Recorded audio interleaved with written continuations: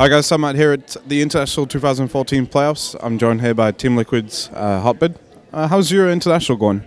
Really awesome. Val flew me out to do interviews here, and it's great. I don't have to do any of the editing, any of the uploading. They're handling all of that. They do some really pretty awesome production too. So, I'm just really enjoying it. Yeah.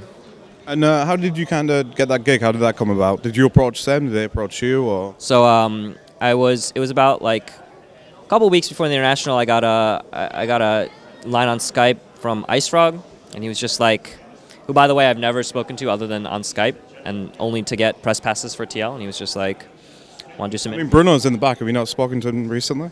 Bruno, right, okay. He said, you want to do some interviews? And I said, sure. And it was literally like 2 lines on Skype. Okay. And then we talked a little bit more, and then I got this email that said, welcome to TI staff. And it was and it had CC'd like Ice Frog on it or something. And then I got a flight, and that was it. Okay, so then... as a result of that, you also get a chest and an autographing game? Yeah, that's true. I didn't really think that I was going to get it. Like, I didn't think, like, I was going to get in there and then that people would even buy it, but my friends are buying it. They're, like, showing me, like, how they have, like, 6 of them or something like that. And, I'm not, like, expecting it to sell, like, a lot or anything like that. I just think it's really cool to have my face on the thing. I'm going to go home and buy my own items, pretty much. I don't blame you, to be honest. So, obviously, you have Team Liquid here. What's kind of your role with the Team Liquid guys? Do you look after them, or do you just kind of moral support, or what is it? Well, last year I stayed with their entire boot camp. I was kind of a second manager for them. If you watch our behind the scenes, we have like a mini documentary about them that I kind of shot and edited, and it was like a first time experience for me. But I was very involved last year. This year, not so much. They kind of did their own boot camp at Red Bull. I'm obviously still talk to Bulba and still talk to TC because it was last year, but this year really not so much. So I don't really know what's going on that much. I still hang out with them. I still scream really loudly when they win, but I'm not like in their minds like last year I was. So let's talk about the team. And they won the wild cards. And realistically, where did you expect them? How did you expect them to do? All right, so they won the wild card. They looked okay. It didn't look like amazing or anything because we thought the teams were in the wild card were weaker. They came in here. They lost their first game 0-12 to NAR, and that's when I was just like, oh my God, we're gonna muff this. We're gonna be like 1-15. Like we're 1-14. We're screwed.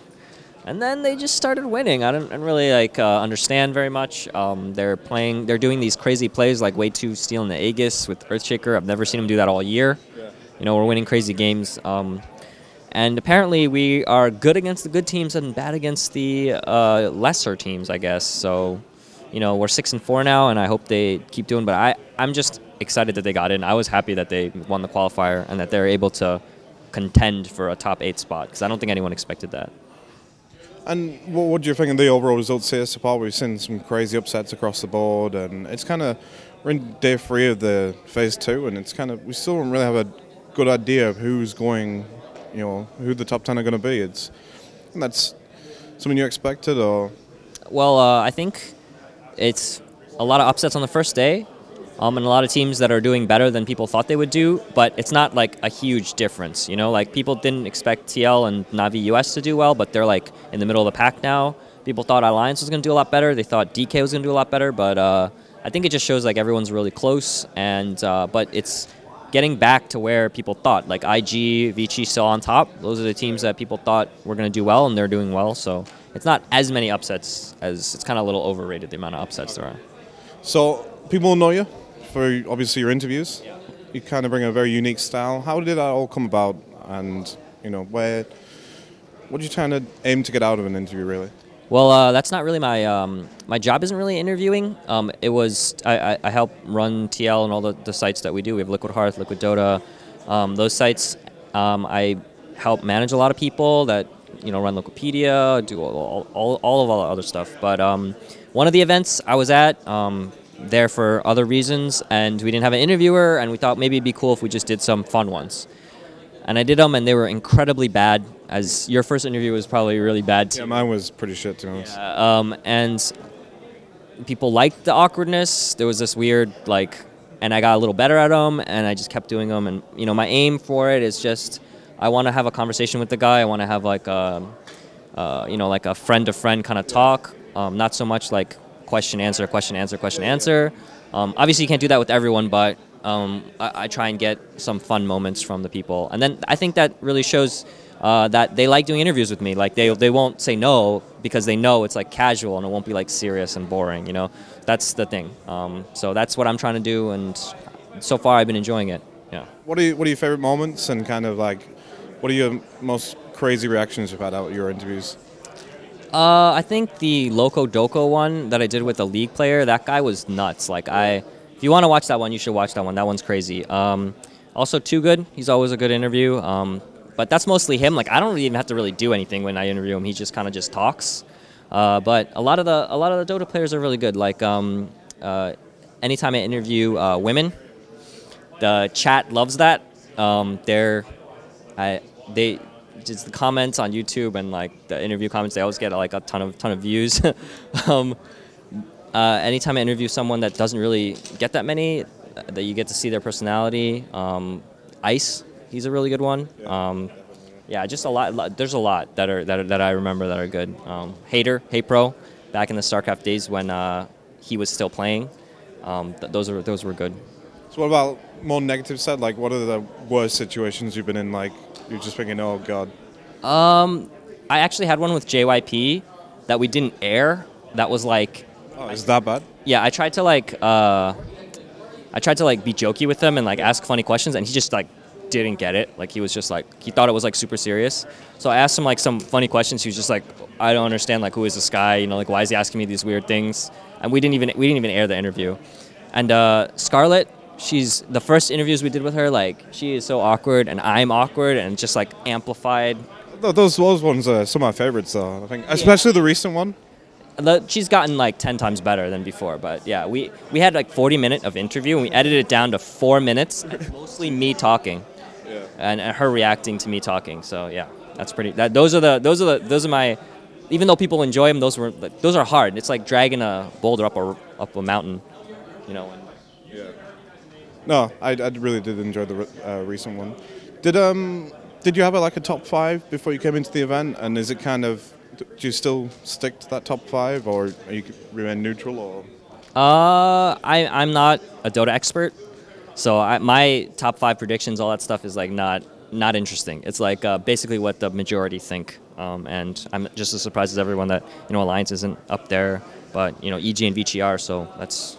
So you're not an expert, but do you enjoy playing the game? Or? Yeah, I play a lot. I play not so much. As much recently, just because I'm kind of busy with a lot of stuff. But I play with TL staff. I play with friends. I almost always 5-stack. I don't play solo. Yeah. Solo queue's miserable as fuck. Yeah, I don't even play ranked. I just kind of sometimes. So you have no MMR? I have an MMR. I'm 4.4. I play 10 games. Solo. Fucking. I know. You saying 4.4 because I said 4.3 earlier on? That's my. I'm 4. Okay. I'm 4,400. You don't play ranked, but you're 4,400. I don't play ranked, but I played 10 just to see what it was, my solo, and it's 4,418. That's my. But I haven't played since those 10 games, so I could be like 3.5. It's just I just didn't play anymore, Like it set me as that, and then I have no idea. If I played 100 games, maybe I'm like way less. I have no clue. So Liquid, you guys cover a really ton of games. Like, what are your favorites? What do you really enjoy doing? What do I enjoy covering? Yeah, covering and playing. Well, I used to play a good amount of Hearthstone. I play some StarCraft UMS. I don't play StarCraft Ladder because I'm terrible. So I still really enjoy watching, all the games. I enjoy watching StarCraft and Dota a little bit more than Hearthstone. But you think Hearthstone can be an esport? A lot of people yeah, I think it could be. When I watched Maz play at the tournaments that he plays at, it is really exciting. But that's obviously because he's on Luminar. And I really like watching and playing Smash.